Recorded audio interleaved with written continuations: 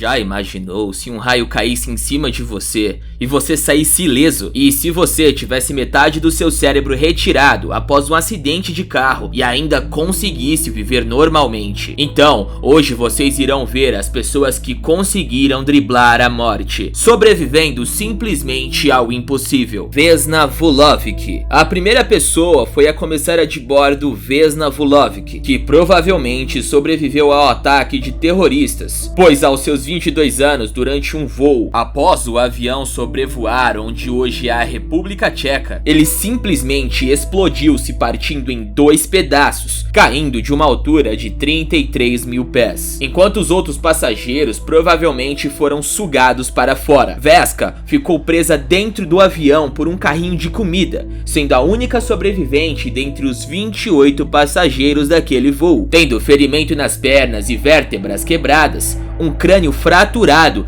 e paralisia temporária. Ela também, durante sua recuperação, ficou em coma. Após um ano, mesmo assim, voltou a andar normalmente. Mas mesmo assim, ela diz não se recordar do acidente, pois após o embarque, sua primeira lembrança foi de ver seus pais no hospital. E em um depoimento, Vesna disse: "Eu vi todos os passageiros e a tripulação descendo do avião. Um homem parecia terrivelmente aborrecido. Não fui só eu que o notei. Outros membros da tripulação o viram, assim como o gerente da estação em Copenhague. Acho que foi o homem que colocou a bomba na bagagem. Acho que ele despachou uma mala em Estocolmo, saltou em Copenhague e nunca mais voltou a embarcar no voo." Ela também discordou quando as pessoas se referiram a ela como sortuda, pois, se ela fosse sortuda mesmo, não teria sofrido o acidente. Mas tendo sorte ou não, algo inegável é que ela conseguiu sobreviver ao impossível, ganhando até um recorde até 2012 da pessoa com a queda sem paraquedas da história. Sobrevivente de um relâmpago. Roy Sullivan era um guarda florestal dos Estados Unidos, nascido em 7 de fevereiro de 1912. Roy conseguiu estar entre as poucas pessoas que sobreviveram ao impossível. Sim,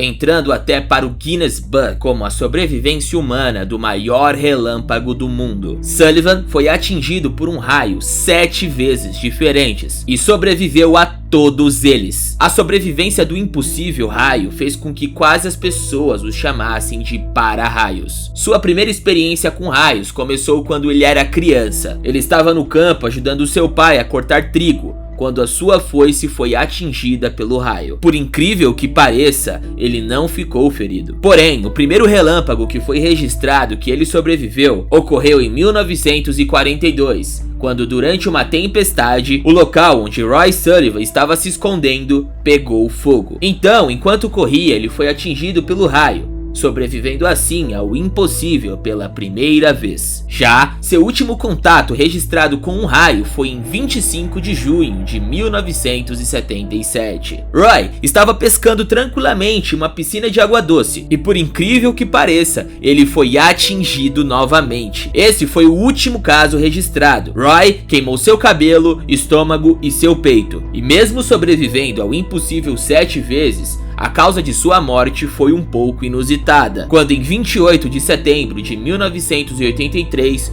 Roy, ao que tudo indica, tirou a sua própria vida após uma decepção amorosa. O homem de 7 vidas. Assim como Roy, Frayne também sobreviveu ao impossível 7 vezes. Mas diferente de Roy, que sobreviveu a 7 raios, Frayne, durante sua vida, sobreviveu de formas diferentes a 7 acidentes diferentes. Sim, isso mesmo, ele sobreviveu a acidentes de avião, ônibus, trem e carro. O primeiro incidente impossível que Frayne Selak sobreviveu foi em janeiro de 1962. Enquanto ele andava de trem, o trem saiu dos trilhos e caiu no rio. 17 pessoas se afogaram, mas Frayne sobreviveu depois que alguém o puxou para fora do rio. Já em 1996, Frayne sobreviveu ao impossível pela 7ª vez, quando durante uma colisão com um caminhão das Nações Unidas em uma curva de montanha, ele conseguiu sobreviver segurando uma árvore enquanto seu carro foi destruído. Após todos esses incidentes,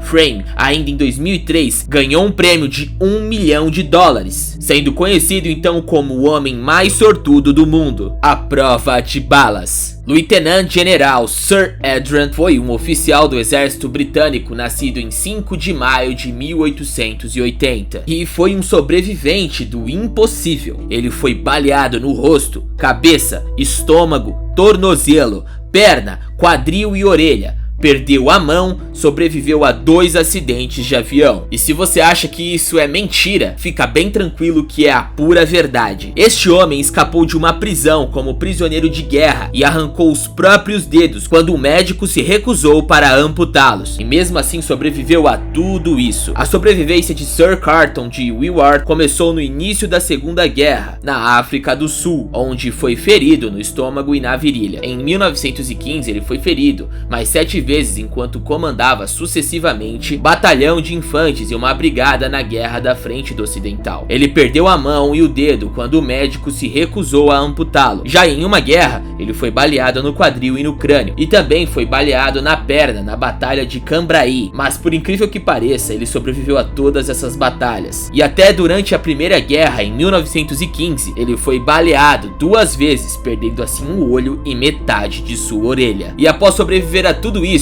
em maio de 1915, ele foi premiado com a Ordem de Serviço Distinto, a caminho da Sérvia como chefe da missão militar iugoslava britânica. Para negociar com o governo iugoslavo, seu avião caiu. Então, foram capturados pelas autoridades italianas. Tentou escapar 5 vezes consecutivas e depois de passar 7 meses escapando por um túnel, conseguiu fugir, mas infelizmente foi capturado novamente. Então, em outubro de 1947, decidiu se aposentar, mas durante a visita de um comandante do exército, ele caiu da escada e ficou inconsciente com as vértebras quebradas. E mesmo assim, sobreviveu. Após ter sobrevivido a diversas vezes, aos 83 anos, em 1963, Adrian faleceu. Sobrevivente do 11 de setembro. Janelle Guzman Macmillan está entre os 16 sobreviventes do atentado de 11 de setembro. Ela estava trabalhando em seu escritório em uma das partes mais altas do World Trade Center, quando o prédio foi atingido pelo voo 11 da American Airlines. Como Guzman Macmillan disse em uma entrevista a um jornal, no início não havia fumaça ou fogo. A empresa para a qual ela trabalhava disse para ela ficar de boa e esperar por ajuda, mas depois de 1 hora, ela decidiu ir para a escada. Então, quando ela abaixou para tirar o sapato, uma parede desabou sobre ela. Seus pés ficaram presos, com a cabeça presa entre 2 pedaços de concreto, e a única coisa que conseguia mover era a mão esquerda. Ela abriu os olhos, mas tudo ao seu redor estava preto. O tempo parecia ter parado, e ela se lembra de orar por um alívio da dor. Depois de 27 horas, ela ouviu a voz de um homem chamado Paul, dizendo para ela ficar calma, pois os socorristas estavam a caminho. Guzman então foi vista por um dos 300 cães de busca e resgate mobilizados após o desastre. Ela foi a última pessoa viva resgatada dos destroços, sendo mais uma pessoa que conseguiu sobreviver ao impossível. Time de rugby. Em 13 de outubro de 1972, um avião da Força Aérea Uruguaia, em rota de Montevidéu a Santiago, no Chile, caiu em uma passagem na Cordilheira dos Andes. Dentro dele estava o time de rugby, Old Christians Club, e alguns familiares das vítimas. Durante os 72 dias seguintes,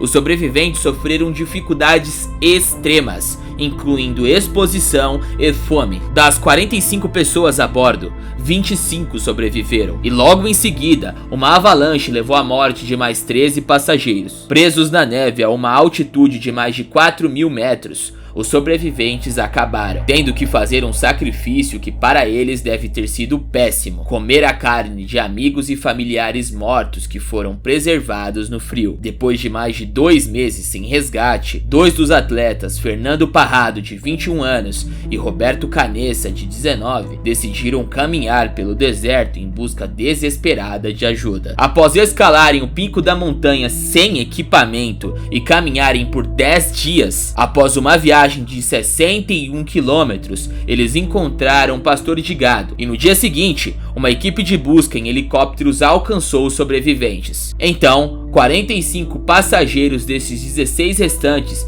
também se provaram sobreviventes do impossível.